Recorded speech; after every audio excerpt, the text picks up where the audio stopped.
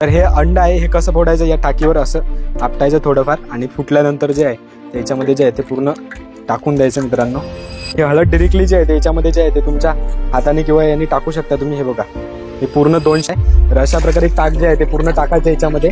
हे बघा अशा प्रकारे जे आहे ते पाणी याच्यामध्ये टाकायचं। हे बघा, नमस्कार मंडळी, मी प्रथमेश आणि आज बनवतो मित्रांनो आपण बायोस्टिम्युलंट रोग प्रतिकारक शक्ती आपल्या झाडांची वाढवण्यासाठी किंवा आपल्या पिकांची म्हणू शकतो। खूप सारे वेगवेगळे पिकं आपल्या शेतामध्ये जे आहे ते सध्या पावसाळ्यामध्ये आपण लावलेले आहे, पण त्याच्यावर मित्रांनो खूप जास्त किडांचा अटॅक होतो आणि झाडांची रोग प्रतिकारक शक्ती कमी असल्यामुळे आपल्याला खूप साऱ्या वेगवेगळ्या रासायनिक फवारण्या कराव्या लागतात। ते रासायनिक फवारण्या थोड्या कमी करण्यासाठी आणि आपला खर्च वाचला पाहिजे आणि आपलं पीक जे आहे ते खूप चांगल्या प्रकारे त्याची ग्रोथ झाली पाहिजे आणि आपल्या मातीतील सूक्ष्मजीव वाचले पाहिजे, त्यासाठी आपण एक जुगाड बनवतोय मित्रांनो। त्या जुगाडाला तुम्हाला टोटल जो खर्च येणार आहे तो फक्त 200 ते 300 रुपये येणार आहे। त्यासाठी मित्रांनो तुम्हाला सुरुवातीला 15 अंडी आणि 200 ग्राम हळद आणि अर्धा किलो गूळ, अजून 1 लिटर ताक आणि 100 लिटर पाणी, हे सर्व गोष्टी मित्रांनो तुम्हाला अवेलेबल कराव्या लागतील। आणि त्याच्यासाठी एक ड्रम लागेल मित्रांनो, तुम्हाला ड्रम किंवा टाकी पण म्हणू शकतो त्याला आपण, आणि एक काडी लागेल मित्रांनो। ही काडी तुम्ही बघू शकता, या ड्रमच्या साईजची तुम्ही काडी जी आहे ती घेऊन यायची आणि त्या सर्व गोष्टी मित्रांनो अवेलेबल करायच्या पहिले, म्हणजे विकत घेऊन यायच्या। 15 अंडी, 200 ग्राम हळद आणि अर्धा किलो गूळ, 1 लिटर ताक आणि 100 लिटर पाणी या टाकीमध्ये जे आहे ते टाकून द्यायचं। त्यानंतरची प्रोसेस मी तुम्हाला सांगतो मित्रांनो। अजून एक गोष्ट लक्षात घ्या मित्रांनो, अंडी कधी पण बॉयलर झालेली अंडी आणायची नाही, साधी अंडी जी आहे तुम्ही बिना बॉयलर झालेली अंडी आणायची। त्याच्यामध्ये टोटल मित्रांनो आपल्याला 15 अंडी लागतात आणि टाकी पण दाखवतो मित्रांनो। ही बघा किती मोठी टाकी आहे, 200 लिटरची टोटल ही टाकी आहे। तर 200 लिटर आपल्याला याच्यामध्ये पाणी जे आहे ते टाकायचं नाही, फक्त 100 लिटर पाणी टाकायचं। इथं तुम्ही टाकी बघू शकता, पूर्ण टाकी जी आहे ते घाणेरडी झालेली आहे। तर या टाकीला पूर्ण प्रकारे जे आहे ते पहिले स्वच्छ करून घ्यायचं मित्रांनो। ही टाकी पूर्ण प्रकारे स्वच्छ असलं पाहिजे आणि आपण त्या टाकीमध्ये जे पाणी यूज करतोय ते पाणी पण पूर्ण प्रकारे जे आहे ते स्वच्छ असलं पाहिजे। टाकी वॉश केल्यानंतर काय करायचं मी तुम्हाला सांगतो मित्रांनो। टाकीला मित्रांनो पूर्ण प्रकारे जे आहे ते स्वच्छ करून घ्यायचं आणि स्वच्छ केल्यानंतर मित्रांनो त्याच्यामध्ये 100 लिटर टोटल तुम्ही पाणी भरायचं।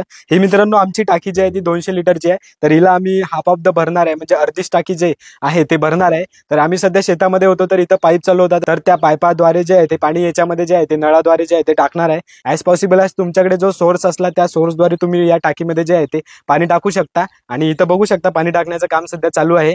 हे बघा अशा प्रकारे जे आहे ते पाणी याच्यामध्ये टाकायचं। हे बघा पूर्ण जे आहे ते क्लीन झालेली आहे टाकी आणि याच्यामध्ये जे सध्या आहे पाणी भरायचं काम जे आहे ते करणं चालू आहे। तर पूर्ण मित्रांनो इथपर्यंत ही जे टाकी आहे ते 100 लिटर येते आणि याच्यावरती जर भरलं तर अजून इथपर्यंत जर भरलं तर 200 लिटर ही जी टाकी आहे ती आहे सध्या। आम्ही ही जी टाकी आहे ती फक्त 100 लिटर भरणार आहे। तर या प्रकारे जे आहे ते पाणी याच्यामध्ये जे आहे ते टाकायचं, म्हणजे या साईडने टाकायचं याच्यामध्ये, या टाकीमध्ये पूर्ण 100 लिटर टाकी जे आहे ते पूर्ण प्रकारे जे आहे ते भरून घ्यायचे मित्रांनो। ते तुम्ही बघू शकता मित्रांनो, आता पूर्ण प्रकारे जी टाकी आहे ते सध्या भरलेली आहे। तर या पाण्याला एकदा हलवून घ्यायचं, म्हणजे डवळून घ्यायचं या पाण्याला सुद्धा। आणि डवळल्यानंतर मित्रांनो तुम्ही याच्यामध्ये जे आहे ते सर्वात पहिले तुमच्या हिशोबाने ताक पण टाकू शकता, गूळ पण टाकू शकता किंवा हळद पण टाकू शकता किंवा अंडी जे असतात 15 अंडी ते पण याच्यामध्ये फोडून टाकू शकता। तर सर्वात पहिले मित्रांनो आम्ही जे आहे याच्यामध्ये ताकाची पुडी जी आहे ते 1 लिटरची जी आहे ती टाकणार आहे मित्रांनो याच्यामध्ये। हे ताक तुम्ही बघू शकता, अशा आम्ही मित्रांनो 2 ते 3 पुड्या याच्यामध्ये जे आहे ते टाकणार आहे। तर अशा प्रकारे ताक जे आहे ते पूर्ण टाकायचं याच्यामध्ये। हे बघा, आणि इथे तुम्ही बघू शकता 2 नंबरला आम्ही याच्यामध्ये जे आहे ते हळद टाकणार आहे। ही हळद तुम्ही बघू शकता आणि ही हळद डिरेक्टली जे आहे ते याच्यामध्ये जे आहे ते तुमच्या हाताने किंवा यांनी टाकू शकता तुम्ही। हे बघा ही पूर्ण 200 ग्राम हळद आहे, ही 200 ग्राम हळद याच्यामध्ये टाकायची, म्हणजे डवळून घ्यायचं। हे बघा अशा प्रकारे जे आहे ते पूर्ण ताकाचं आणि हळदीचं मिश्रण जे आहे ते करून घ्यायचं याच्यामध्ये, पूर्ण मिक्स झालं पाहिजे। 2 मिनिटं पूर्ण जे आहे ते डवळून घ्यायचं।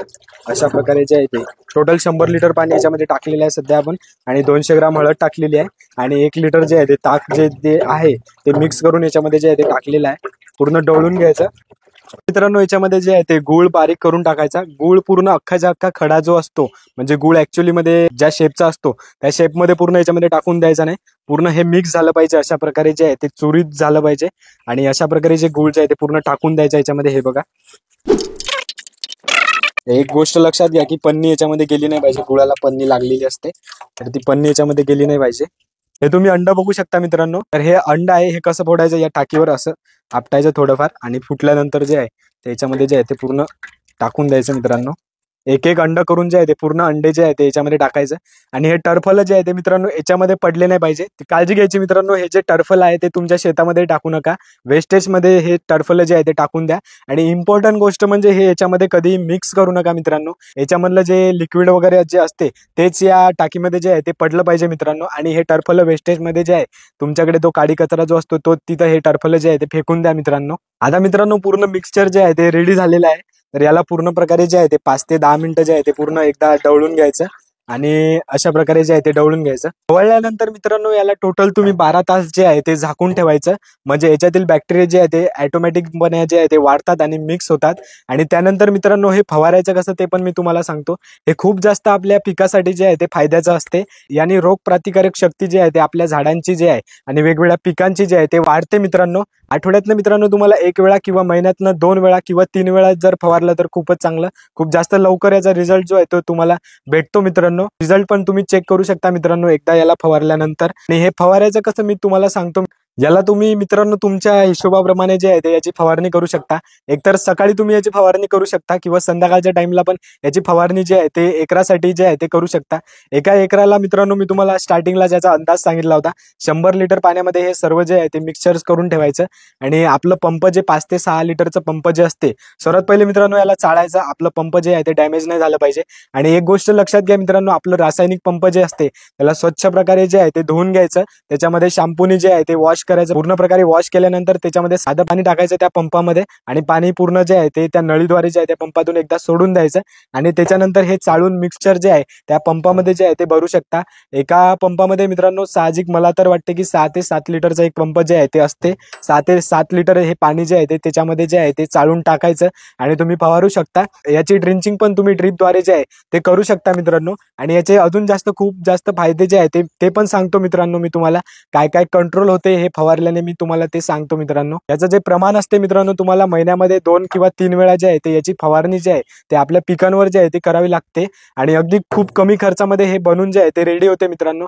तर याचा उपयोग तुम्ही एकदा करून बघा. याने मित्रांनो बुरशीजन्य रोग, डाउनी मिल्ड्यू आणि लिप स्पॉट जो आहे तो आपल्या झाडांवरला जो आहे तो कंट्रोल होतोय. आणि आपल्या झाडाची पाने जे आहे ते खूप जास्त हिरवीगार दिसायला जे आहे ते सुरुवात होते मित्रांनो. आणि दुसरी गोष्ट म्हणजे मित्रांनो आपल्या झाडांची मायक्रोबियल ऍक्टिव्हिटी जी आहे ती वाढते आणि आपल्या झाडांची मुळं जे आहे ती स्ट्रॉंग होतात. तर हा उपयोग तुम्ही एकदा जो आहे तो करून बघा. हा जुगाड जो आहे तो तुमच्या इकडे जो आहे तो करून बघा. तुमच्या शेतामध्ये याचा काय रिझल्ट येतो आणि काय फरक पडतो मला कमेंट्स मध्ये जे आहे ते नक्की सांगा.